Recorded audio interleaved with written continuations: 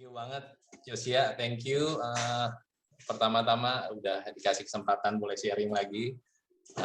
Thank you juga untuk worship team yang udah memberkati kita semua. Very passionate, pasti persiapan dan berdoa luar biasa sehingga kita diberkati. Saya percaya Tuhan pasti hadir saat ini. Seperti tadi doa kita, Tuhan send your rain, send your fire. Tuhan kami mau Roh Kudus-Mu berhembus dalam kita semua. Saya percaya Tuhan hadir di tempat kita masing-masing. Yang saya rasakan sekarang adalah kasih Tuhan sangat berlimpah dalam komunitas ini. Luar biasa. Sangat bersyukur ada di tempat ini. Hari ini istri saya juga ikutan. Untuk biasa dia jarang ikut ke komunitas-komunitas, jadi saya happy juga ada dia juga mau belajar. Satu hal sih, sebelum saya sharing tentang servanthood, saya sangat percaya bahwa Tuhan bisa bicara langsung ke kita semua. Sebenarnya Tuhan nggak butuh saya, atau disebutnya pembicara gitu ya. Kayaknya Tuhan sebenarnya nggak butuh. Tuhan mau pakai keledai juga bisa. Cuman karena Tuhan sangat sayang sama kita semua anaknya, kita dikasih kesempatan untuk masing-masing kita ambil bagian. Sedikit-sedikit sih saya ambil bagian untuk sharing. Dan saya tahu apa yang saya sharingkan juga nggak sempurna, akan banyak kekurangan. Tapi tetap saya yakin Tuhan itu penuh kasih karunia, dan yang terpenting adalah Roh Kudus sendiri nanti bicara ke hati kita masing-masing. Jadi beberapa menit ini kiranya nanti kita semua bisa mendapatkan sesuatu apa yang Tuhan rindukan. Yuk kita berdoa. Tuhan, kami percaya Engkau hadir. Kami percaya Engkau rindu Tuhan Yesus untuk memberkati kami dengan berkat-berkat yang dari hati-Mu sendiri. Tuhan, berbicara langsung pada kami. Tuhan, kami semua punya kebutuhan, kami semuanya punya pergumulan. Dan Tuhan, mungkin ada yang sedang melayani, yang sedang letih, mungkin ada yang sedang bersemangat, apapun itu Tuhan, kami butuh Engkau, karena Engkaulah sumber kami, dan kami minta Tuhan, Engkau sendiri yang akan melayani kami hari ini, dari awal hingga selesai. Dan Tuhan, thank you untuk semua teman-teman yang melayani, Tuhan, memberikan hati, waktu, perhatian, komitmen, dan excellent. God, you bless them abundantly. Dan berkati semua yang hadir Tuhan, agar kami boleh mendengar suara-Mu, in Jesus' name. Amin. Oke. Saya akan langsung mulai, saya akan sharingkan dulu, share screen. Bisa lihat ya? Oke, sharing saya hari ini saya kasih judulnya One Person at a Time. Oke, servanthood. Kenapa saya ngomong one person at a time? Karena saya ngebayangin gini, kalau Yesus hadir, saat ini nih di Zoom kita, iya Yesus hadir gitu ya. Kita tahu semua Yesus hadir gitu. Tapi kalau Yesus hadir secara kamera dan dia muncul mukanya gitu ya, saya yakin banget dia itu akan menyapa kita satu persatu. Dia akan menyapa Cynthia gimana, Josia gimana, Steven thank you ya udah ngurusin IT-nya, thank you untuk tim tadi bertiga yang worship luar biasa. Kalau nggak sempat dia menyapa, dia akan personal chat. Saya yakin banget itulah hati Bapa, hati Tuhan yang nggak pernah ngelihat kita sebagai angka. Dia melihat kita sebagai pribadi demi pribadi, dan dia tahu persis apa yang kita perlu, apa yang kita butuhkan, apa yang kita sedang sembunyikan, apa yang kita sedang bayangkan, dia tahu.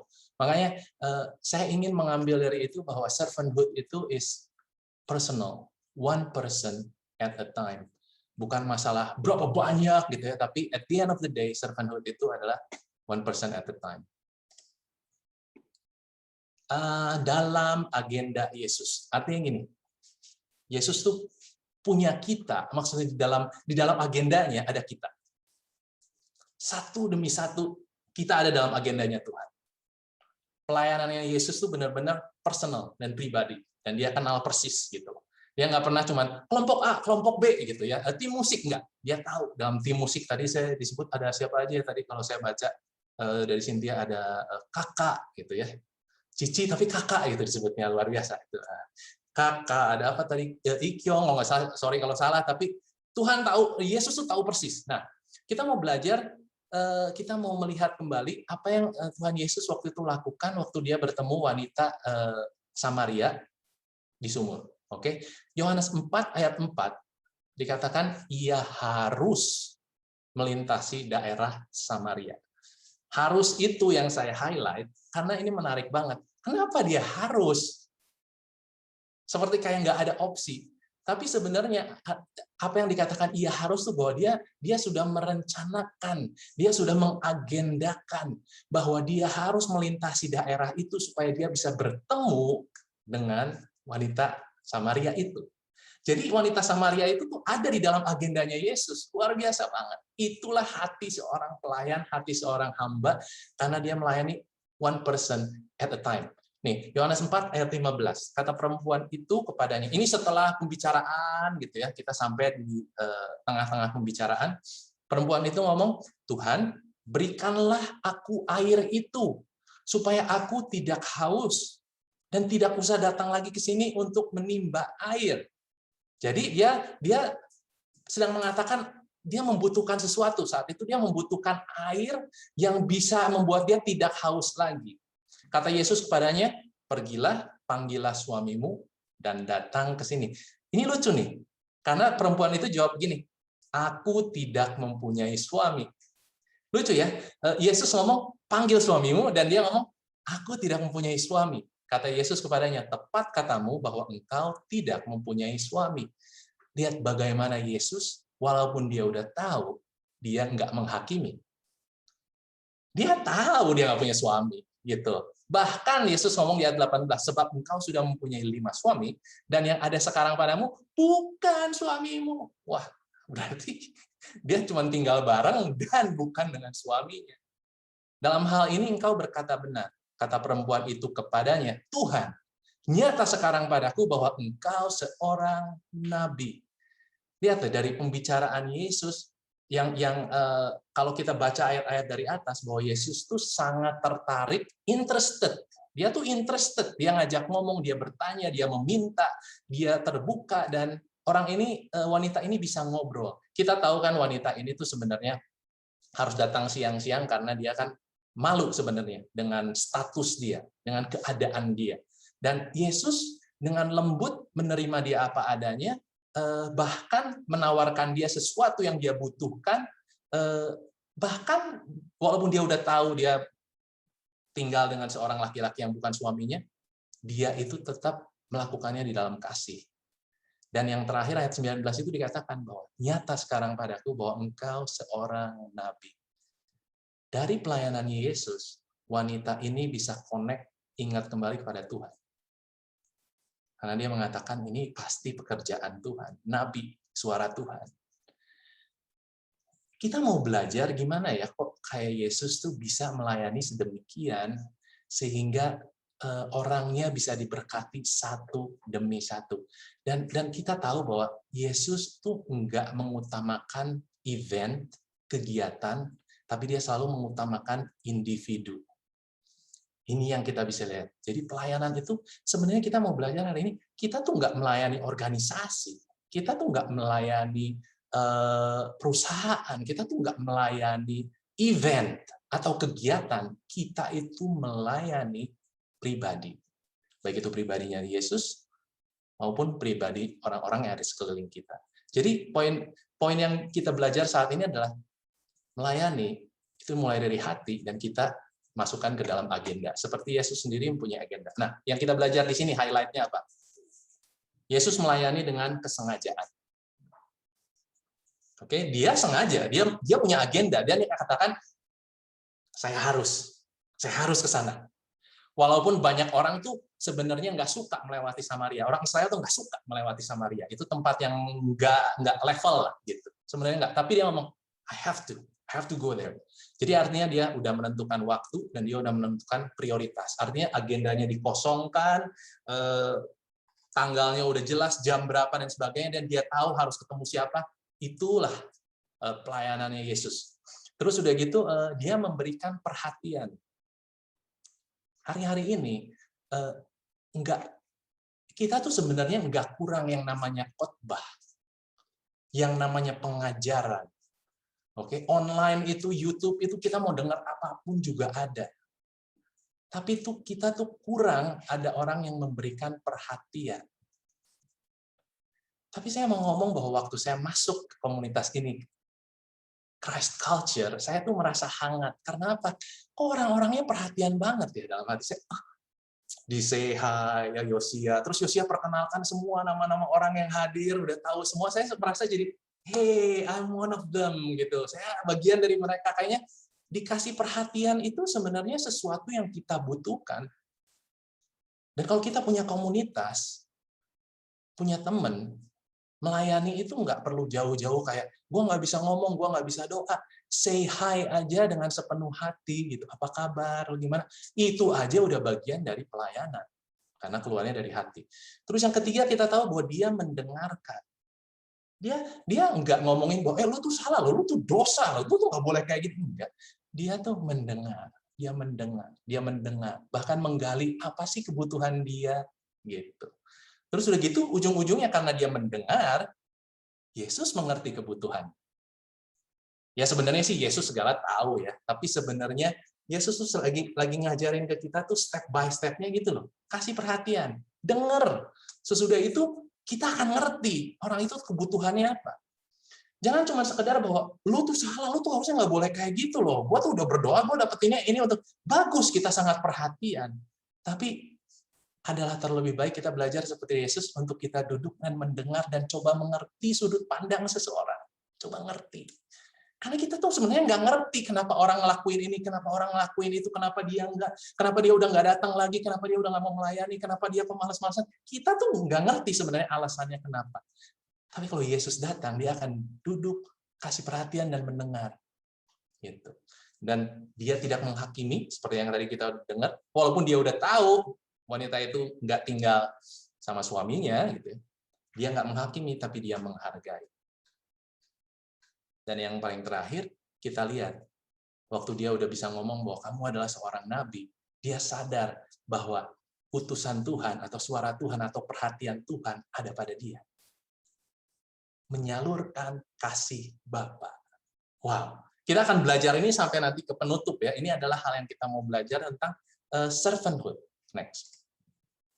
Servanthood juga adalah tujuan hidup. Kita mau baca di Markus 10 ayat 42. Tetapi Yesus memanggil mereka lalu berkata, kamu tahu bahwa mereka yang disebut pemerintah bangsa-bangsa memerintah rakyatnya dengan tangan besi, dan pembesar-pembesarnya menjalankan kuasanya dengan keras atas mereka. Tidaklah demikian di antara kamu. Karena barang siapa yang ingin jadi besar, hendaklah jadi pelayan. Barang siapa yang ingin menjadi terkemuka, paling populer, hendaklah ia jadi hamba. Nah, ini dia tujuan hidup. Karena anak manusia juga datang bukan untuk dilayani, melainkan untuk melayani dan memberikan nyawanya menjadi tebusan bagi banyak orang. Ini tuh sebenarnya pembicaraan antara murid-murid Yesus. Ya, sebelum ini tuh ada pembicaraan seperti ini. Mereka ngomong, Yesus, saya pengen ada di sebelah kanan Yesus nanti kalau udah jadi raja. Saya pengen di sebelah kiri, gitu. Terus ngomongin siapa yang akan jadi murid yang terbesar, gitu ya. Jadi Yesus tuh kan sekarang lagi naik daun banget, gitu ya. Melayani sana sini, orang dibebaskan, orang bertobat, orang wah ada pelepasan dan sebagainya. Jadi kalau boleh disebut organisasi atau komunitas atau gerejanya sedang berkembang luar biasa gitu ya. Followernya di IG-nya naik banyak, yang nonton YouTube-nya wah pokoknya. Nah, orang-orang di dalamnya udah mulai mikirin nih, gua mau jadi di mana nih posisinya nih? Gua jadi siapa nih nanti gitu ya. Dan Yesus tahu isi hati mereka dan ngomong begini, jangan jadi sama seperti pemerintah bangsa yang cuma memakai kekuasaan untuk kepentingan pribadi doang. Dan mempergunakan orang-orang yang ada di bawah untuk kepentingan pribadi. Tapi kita datang, kita hidup untuk melayani. Bahkan kalau untuk Kristus memberi nyawanya. Ya nggak mudah lah untuk kita kalau ngomong suruh memberikan nyawanya gitu ya. Kalau diutus misalnya sama Yosia hari ini misalnya ke timnya, kamu hari ini memberikan nyawa kamu buat situ ya, kamu hari ini memberikan nyawa. Iya nggak akan bisa, siapa yang mau ngelakuin kayak gitu? Nggak masuk ke akal kan? Gitu. Tapi Yesus tahu bahwa oke, saya tuh datang untuk melayani. That's it. To serve, and to give my life. Untuk melayani dan memberikan nyawa bagi tebusan banyak orang. Oke. Servanthood adalah hal terakhir yang Yesus contohkan dan tekankan di malam sebelum dia disalibkan. Kita selalu mengulang sesuatu kalau khususnya pas lagi perjamuan kudus. Oke, itu malam terakhir sebelum. Nah, sebelum perjamuan kudus ini sering nggak terlalu sering ini kecuali pas lagi apa sih? Membasuh kaki itu loh, membasuh kaki gitu ya. Nah, ini tapi nggak terlalu sering diomongin karena orang agak takut gitu loh, suruh praktekin, suruh nanti Yosia harus membasuh kaki siapa, Steven, Cynthia, Randy, semua harus dibasuhin satu-satu gitu ya. Harus ngikutin gitu. Tapi kita harus belajar bahwa sebenarnya servanthood bukan masalah membasuh kaki. Oke. Yang basuh tangan juga lah. Enggak lah, maksudnya bukan gitu. Servanthood itu masalah hati gitu loh, dan itu yang Yesus contohkan dan tekankan di malam sebelum dia disalibkan. Kita kan pembelajar ini. Yohanes 13 ayat 1. Sementara itu sebelum hari raya Paskah mulai, Yesus telah tahu bahwa saatnya sudah tiba untuk beralih dari dunia ini kepada Bapa. Saya merahin ini kata-kata ini karena penting banget, sama seperti ia senantiasa mengasihi murid-muridnya. Demikianlah sekarang ia mengasihi mereka sampai kepada kesudahan. Pembukaan ini tuh penting banget kita dapetin kalau mau ngomongin tentang servanthood. Karena servanthood itu nggak bisa jauh, nggak bisa dipisahkan dari kasih Bapa. Servanthood itu nggak bisa dipisahkan atau dijauhkan dari kasih Bapa, nggak bisa. Kita tuh nggak bisa melayani tanpa kasih Bapa. Kita bisa coba, tapi nggak bisa sustainable tanpa kasih Bapa. Yesus bisa melakukan 3 tahun melayani seperti itu, bahkan sampai ke salib, karena dia udah terlebih dahulu dikasihi sama Bapa. Dan dia ngomong di sini, seperti ia senantiasa mengasihi murid-muridnya. Artinya dia tuh sayang banget sama murid-muridnya. Jadi kalau nanti kita baca dia membasuh kaki segala macam, ini alasannya. Ini alasannya.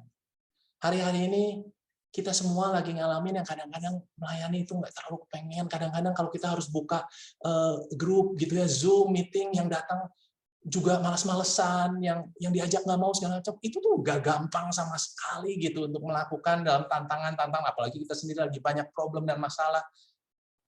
Kayaknya untuk melayani nggak semudah seperti apa yang kita bayangkan.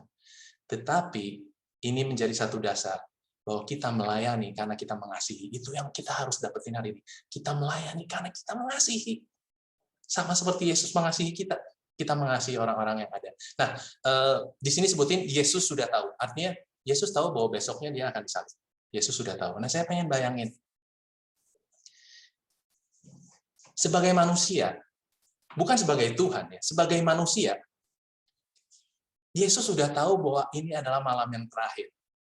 Apakah kebanyakan nggak sih kalau misalnya dia ngomong, gue pengen dilayani dong hari ini, gue udah ngelayani 3 tahun, capek. Ya dong, ini kan malam terakhir gue nih. Kasih perhatian ke gue deh. Selama ini kan gue yang kasih perhatian ke semua orang. Berdoa deh buat gue, gitu ya. Apakah keterlaluan untuk seseorang dalam kaliber Yesus untuk mengetahui dan itu hari terakhirnya dan meminta sesuatu untuk dirinya sendiri? Kalau saya bayangin kayaknya enggak deh. Kayaknya kalau saya pun berpikir kayaknya iya juga sih ya. Kalau saya udah kerja keras demikian dan saya tahu ini adalah harinya, saya pengen pasti ngumpul, dilayani dan sebagainya gitu ya. Jadi saya kepengen kita sama-sama membayangkan sebagai diri Yesus saat itu kurang lebih apa sih feeling. Masing-masing kita bisa imajinasi beda-beda. Tapi kita pengen membayangkan itu. Kalau kita jadi Yesus saat itu gitu ya. Apa yang lagi kita bayangin karena kita tahu itu malam yang terakhir. Mungkin beberapa dari kita pasti udah mulai ngasih tahu PIN ATM gitu ya, udah kasih tahu nomor account gitu ya, kasih nomor orang bank dan sebagainya gitu ya, kasih tahu, bikin surat wasiat dan sebagainya gitu ya. Tapi itu sangat mungkin. Tapi kita mau lihat apa yang Yesus lakukan. Oke, ayat keempat. Bangunlah Yesus dan menanggalkan jubahnya. Ada suatu kesengajaan dan inisiatif dari Yesus waktu dia bangun dan menanggalkan jubah. Ia mengambil sehelai kain lenan dan mengikatkannya pada pinggangnya. Kemudian ia menuangkan air ke dalam sebuah basi dan mulai membasuh kaki murid-muridnya, lalu menyekanya dengan kain yang terikat pada pinggangnya itu. Oke, jadi yang di-highlight di situ adalah bangunlah Yesus dan menanggalkan jubahnya. Karena kasihnya kepada murid-muridnya, dia rela melayani. Dia duluan, dia bangun. Dan dia menanggalkan jubahnya. Dan yang di-highlight lagi adalah mulai membasuh kaki murid-muridnya. Melayani itu adalah proses. Melayani itu nggak cuma sekali jalan, beres. Arti kata mulai itu artinya prosesnya nggak cuma biur udah gitu selesai, biur udah gitu selesai gitu ya dalam sedetik gitu. Nggak ada tuh, harus satu-satu. Kakinya siapa dulu mungkin Andrew gitu ya.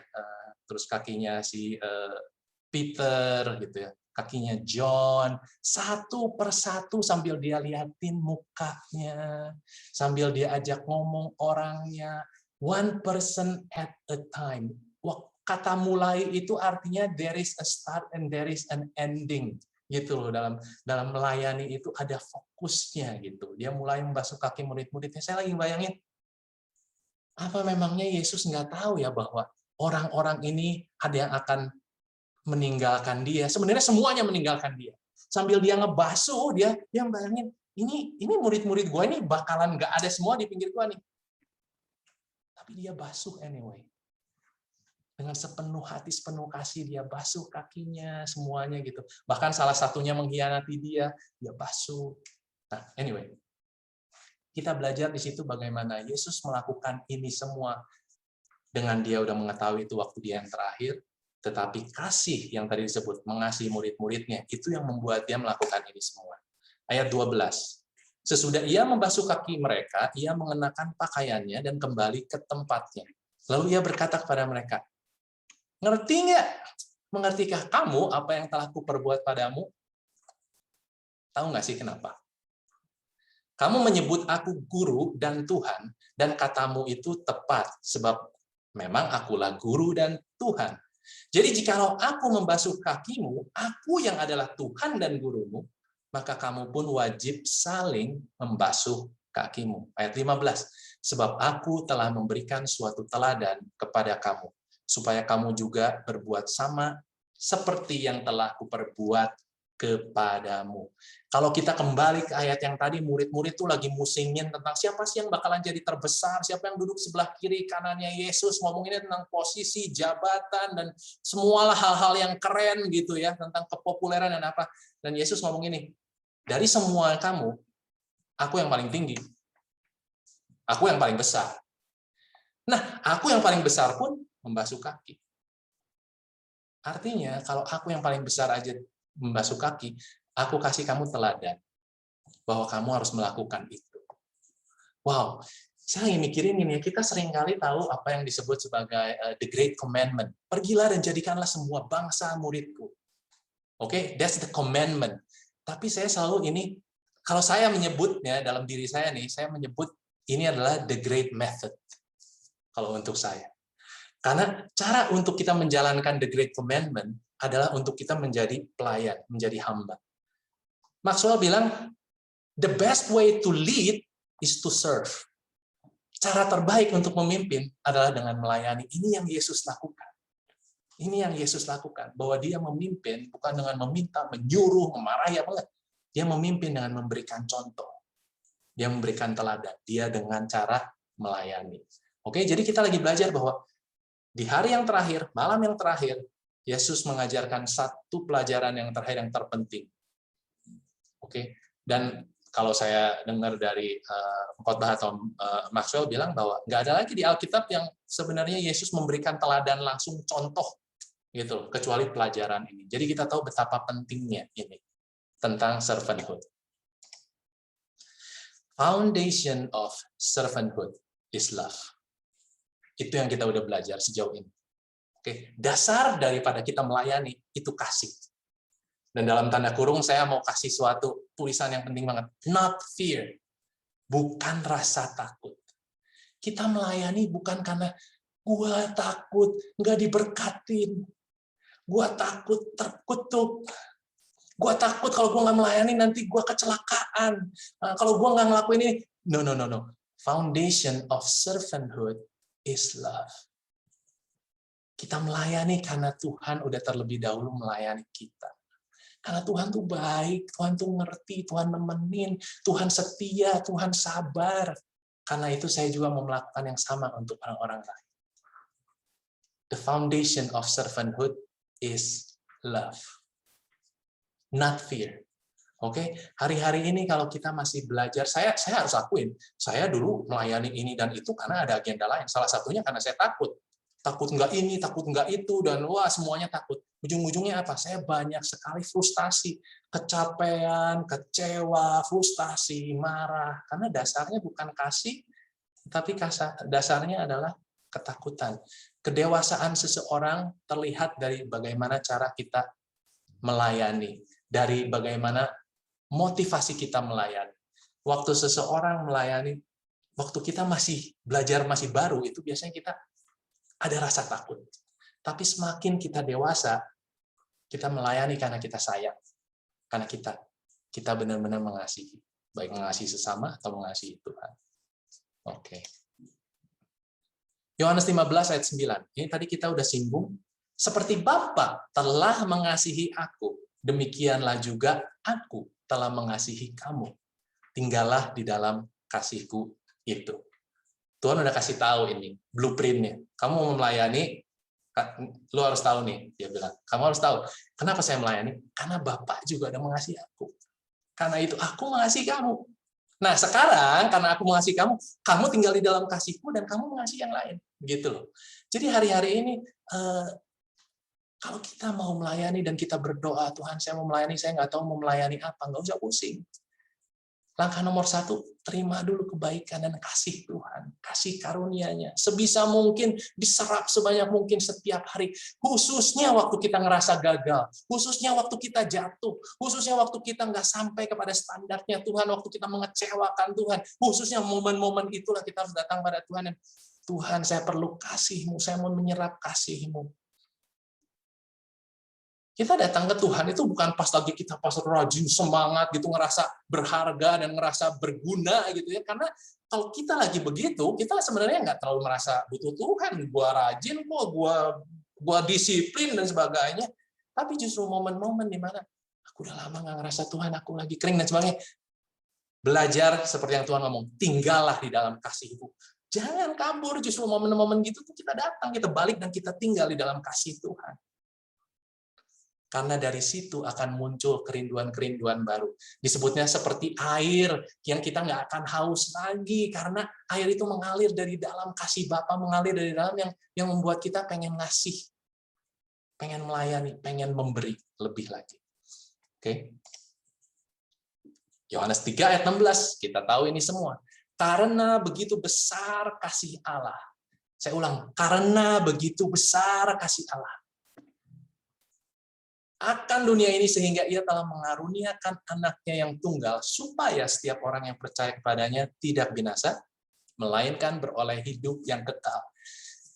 Kita tahu sekarang kenapa sih Yesus harus turun ke bumi melayani, karena dasarnya, fondasinya adalah kasih. Karena begitu besar kasih Allah sampai hari ini kita tahu bahwa kita mempunyai imam besar di sorga, Yesus yang masih melayani kita, masih berdoa untuk kita. Itu karena apa? Karena kasih-Nya, bukan karena kita baik, bukan karena kita rajin.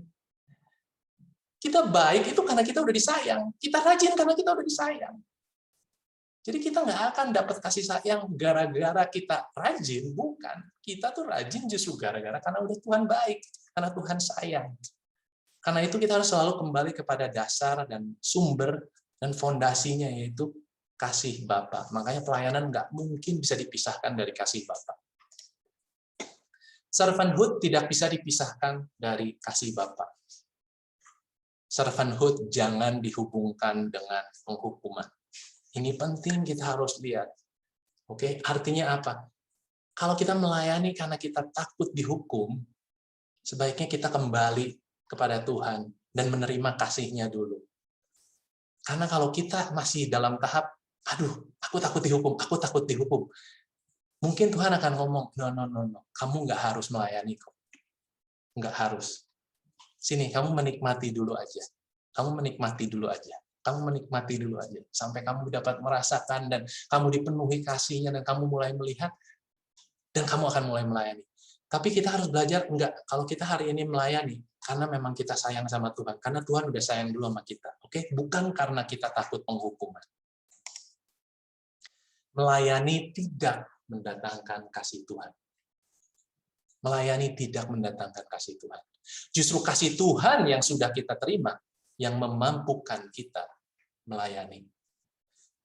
Dan ini adalah sesuatu yang membuat kita melayani itu sukacita, melayani itu memuaskan, melayani itu menyenangkan. Sekalipun kita nggak dihargain, sekalipun kita nggak dianggap, sekalipun kita seringkali dilupakan, tapi kalau kasih Tuhan yang menggerakkan kita, yang memampukan kita akan bersukacita melakukannya.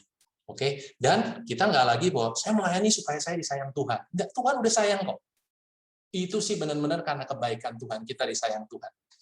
Oke, tapi kita melayani itu justru pengen ngasih tahu Tuhan, terima kasih ya Tuhan udah sayang, karena itu Tuhan saya mau ngelakuin sedikit aja, mungkin nggak banyak sih, mungkin hanya ke satu orang ini, tapi saya mau ngelakuin itu untuk Tuhan. Itu loh, itulah melayani. Dari dalam hati kita, Tuhan saya mau ikut ambil bagian dong, saya mau ikut berbagi dong, walaupun sedikit, walaupun kecil. Saya mau melakukan. Saya senang untuk melihat ini, bahwa servanthood itu artinya having his heart, beating in my heart. Artinya mempunyai hati Bapa di dalam hati saya. That's servanthood. Servanthood itu nggak ngomongin tentang dulu cuman kegiatannya doang. Servanthood itu masalah hati. Okay? Servanthood itu masalah hati. Kalau kita mempunyai hati Bapa di dalam hati kita, apapun yang kita lakuin, kita kerja kantoran, kita jadi dokter melayani, kita pelayanan di luar, atau apapun yang kita lakuin, memimpin worship sekalipun, kalau kita punya hati Bapa, kita ngelakuinnya semuanya karena kita benar-benar menyayangi semua orang yang ada. Ini adalah dasar daripada servanthood. Filipi 2 ayat 5. Hendaklah kamu dalam hidupmu bersama menaruh pikiran dan perasaan, ini loh, menaruh pikiran dan perasaan yang terdapat juga dalam Kristus Yesus. Ada hati Bapa, ada pikiran, ada perasaannya Bapa di dalam kita, yang walaupun dalam rupa Allah tidak menganggap kesetaraan dengan Allah itu sebagai milik yang harus dipertahankan, melainkan telah mengosongkan dirinya, mengambil rupa seorang hamba, dan menjadi sama dengan manusia. Dan dalam keadaan sebagai manusia, ia telah merendahkan dirinya dan taat sampai mati. Bahkan sampai mati di kayu salib. Luar biasa, pelayanan dia itu benar-benar dilakukan dengan sepenuh hati, karena di dalam diri Kristus ada pikiran dan perasaan Bapa. Nah, kita pun diminta sama Tuhan untuk yuk taruh pikiran Kristus, perasaan Kristus dalam kita. Pikiran Kristus dan perasaan Kristus apa aja sih? Ya tadi, memperhatikan orang demi orang, one person at a time, benar-benar mau menjadi pendengar dan sebagainya. Nah, Yesus rela dihina, direndahkan, tidak dihargai, dilupakan, dikritik, dihujat, dituding, tidak dimengerti, bahkan difitnah, dan tetap ia melayani. Kalau saya akan ngomong nggak bisa, kalau saya sampai dihina-hina, emang saya masih mau melayani gitu ya? Harusnya lagi mikir, kalau saya sampai direndahkan, dilupakan, dikritik, apalagi dihujat, aduh difitnah, aduh, bisa nggak terus-terus untuk melayani ya? Tapi Yesus kok bisa ya melayani? Karena dia melayani atas dasar kasih. Dia nggak punya agenda lain. Dia nggak coba untuk membuktikan dirinya hebat. Dia nggak coba untuk membandingkan diri sama orang lain. Dia benar-benar melayani karena kasih Bapa ada di dalam dia. Dan dia ingin memberikan itu. Saya harap kita punya doa yang sama, bahwa Tuhan hari ini saya juga pengen punya hati Bapa yang sungguh-sungguh melayani orang itu karena kasih-Mu mengalir dalam saya. Oke, jadi kalau di satu titik kita diizinkan untuk dikritik, dilupakan orang, direndahkan, kita bisa kembali kepada Bapa dan kita bisa tersenyum, Tuhan saya lakuin untuk Engkau.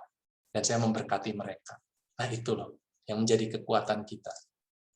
Kekuatan kita bukan terletak pada apa yang bisa saya lakukan bagimu Tuhan. tetapi terletak pada ini. Apa yang Tuhan sudah lakukan bagi saya. Saya mau ngomong ini, seringkali kalau saya lagi berdoa gitu ya, lagi lemes, lagi capek, kadang-kadang saya, Tuhan, apa yang saya bisa lakuin nih Tuhan? Saya tapi lagi capek banget, lagi apa segala. Saya nggak dapat kekuatan dari doa seperti itu. Tapi saya akan dapat kekuatan yang baru waktu saya berdoa. Apa yang Tuhan udah lakuin bagi saya sih selama ini? Nah, itulah yang menjadi sumber kekuatan kita. Karena kita kembali kepada kasih karunia, grace, gospel, Injil Tuhan, yaitu kabar baik bahwa Dia udah sayang pada kita terlebih dahulu. Jadi kita akan selalu dapat kekuatan yang baru kalau kita kembali melihat apa yang Tuhan udah lakukan bagi kita dan apa yang akan Dia lakukan dalam hidup kita. Oke. Nah, jadi kita udah lihat sejauh dari ini. Ini sebagai penutupnya, Yesus melayani kita. Sampai hari ini, Yesus melayani kita dengan kesengajaan. Artinya apa? Yesus itu buat kita setiap saat, setiap waktu available. Dia nggak pernah tutup. Nggak ada office hour. Oke? Dia nggak pernah tutup toko atau harus bikin appointment. Nggak. Anytime when we say God, Dia ada. Dia selalu nemenin kita. Waktu kita tidur aja Dia nemenin kita. Jadi kalau ngomongin tentang waktu dan prioritas, kita itu dapat waktu yang nomor 1 dan prioritas nomor 1. Terus Dia memberikan kita perhatian. Dia tahu persis apa yang lagi kita lakukan, pergumulan kita dan sebagainya. Terus Dia menjadi pendengar yang baik. Makanya jangan takut untuk kita belajar curhat sama Tuhan, untuk ngomong, Tuhan saya lagi nggak enak banget, Tuhan saya lagi ngalamin yang berat banget saat ini, Tuhan saya kayaknya nggak kuat deh gitu. Saya beberapa, maksudnya setahun setengah terakhir ini banyak banget curhat sama Tuhan seperti itu. Saya ngomong, Tuhan saya lagi capek banget, Tuhan saya nggak tahan, Tuhan saya udah berat banget, dan saya tahu Tuhan dengerin saya. Dia kasih perhatian dan Dia dengar. Dan ujung-ujungnya Dia ngerti kok kebutuhan saya apa. Jadi kalau saya tahu misalnya Yosia, Iren berdoa untuk saya, berdoa untuk kesehatan dan pemulihan saya sangat bersyukur karena ada teman-teman yang melayani saya, yang peduli. Karena Tuhan taruh hatinya di hati mereka. Bahwa mereka melayani dengan kasih Bapa. Dan Tuhan nggak menghakimi. Tuhan menghargai saya. Waktu saya datang apa adanya, jujur, cerita, curhat, Dia tetap menghargai saya. Dia nggak menghakimi. Walaupun saya nggak sempurna, saya bikin salah banyak, Dia tetap menghargai. Dan balik lagi poin itu, Tuhan mengasihi saya apa adanya. Mengasihi saya apa adanya. Itulah kasih yang luar biasa. Itu yang membuat saya tetap kepengen memberi, melayani walaupun sedikit, walaupun udah sangat terbatas, tapi untuk saya bisa melayani dan memberi itu menjadi suatu kesukaan untuk saya. Excited. Untuk bisa datang ke komunitas ini berbagi, untuk saya tuh excited banget. It's just amazing. Kayaknya Tuhan baik banget sih gitu. Seperti yang saya tadi ngomong, emang Tuhan butuh saya? Enggak, sebenarnya Tuhan kalau mau ngomong bisa pakai apapun, Tuhan bisa ngomong kok. Tapi kok Tuhan bisa ya izinin ya? Jadi hari ini saya tuh nggak harus melayani, saya tuh diizinin melayani. That's why it's so amazing, kasih Tuhan luar biasa. Nah, akhirnya kita kembali di sini, kita mau ngomongin melayani sesama di masa-masa sulit. Ini untuk kita praktekin. One person at a time. Apa yang tadi kita udah bahas, namanya kita mau praktekin. Kita pengen kasih kesengajaan, waktu dan prioritas. Memberikan perhatian, mendengar, mengerti kebutuhan orang lain. Nggak menghakimi, tapi menghargai. Menyalurkan kasih Bapa. Dalam hal ini kejujuran penting. Kita nggak usah pura-pura suci, karena nggak ada yang namanya orang suci. Yang ada cuma pura-pura suci. Gitu loh. Kita nggak perlu. Kita jujur aja. Kalau kita masih bergumul, kita masih belum bisa, dan kita ya ngomong, tapi kita sama-sama mau membicarakan tentang kasih Tuhan, bahwa Tuhan peduli, Tuhan punya rencana, Tuhan mempunyai semua yang baik untuk kita semua. Jadi saya akan ngomong gini, saya ngedengar dan saya dengar curhat, saya ngobrol sana sini, dan saya dengar cukup banyak pemimpin-pemimpin yang melayani Tuhan yang lagi kecapean saat ini. Pemimpin-pemimpin yang tadinya bersemangat gitu ya, yang sekarang harus menjalankan Zoom gitu ya, mulai kehilangan energi, dan saya ngelihat ada orang yang begitu tadinya akur gitu ya sebagai saudara gitu ya, melayani bersama, terus gara-gara pelayanannya mereka mulai cekcok dan mulai quit dua-duanya. Saya ngalamin kayaknya di masa-masa sulit ini semua ngalamin hal-hal yang nggak enak gitu loh. Apa yang kita bisa lakuin? Kita mau belajar seperti apa yang Yesus lakukan. Yang Yesus lakukan adalah kasih kesengajaan, waktu dan prioritas. Kita nggak usah konteks 10 orang, 100 orang, konteks 1 orang, gitu. Tanyain, kamu gimana? Keadaan kamu gimana? Kasih perhatian, mendengarkan, bukan kasih nasihat loh. Nggak ada di sini ngomong kasih nasihat. Pelayanan yang di sini adalah pelayanan untuk mendengar. Karena mendengarkan tuh nggak gampang. Mendengarkan untuk mengerti. Mendengarkan untuk mengerti. Belajar untuk mendengar, tujuannya untuk mengerti. Bukan mendengar untuk menjawab yang seringkali saya ngomong. Seringkali kan kita mendengar untuk menjawab. Mendengar untuk menjawab. Enggak. Kita mau belajar untuk mendengar, untuk mengerti. Itu yang dibutuhin orang-orang saat ini. Jangan ngehakimin. Setiap orang punya pergumulannya sendiri. Kita hargai kejujuran. Dan kita menyalurkan kasih Bapa. One person at a time. Jadi sebagai penutup, yuk izinkan Tuhan mengasihi kita dalam segala keadaan kita hari ini. Ingat, Tuhan lebih menghargai diri kita dari pelayanan kita. Izinkan Tuhan mengasihi kita dalam segala keadaan kita hari ini. Gimana caranya ngizinin Tuhan? Balik ke Tuhan. Datang ke Tuhan. Apa adanya. Dan bilang ke Tuhan, Tuhan silahkan, apa yang kau mau. Tahun ini waktu saya berdoa di hari ulang tahun saya, doa saya agak berbeda kalau sebelumnya. Tuhan, apa yang kau ingin saya lakukan? What do you want me to do? What do you want me to do, God? Biasanya gitu. What do you want me to do? Tahun ini doanya agak berbeda sedikit. Saya jadi, what do you want me to be? Tuhan, kau pengen saya jadi orang seperti apa? Silahkan Tuhan. Apa yang bentuk, kasih Tuhan yang mengalir dan memampukan. Ingat, Tuhan lebih menghargai kita daripada pelayanan kita. Saya ngobrol sama satu orang beberapa hari yang lalu yang lagi ada konflik dalam pelayanan dengan saudara seiman, dengan teman dekatnya.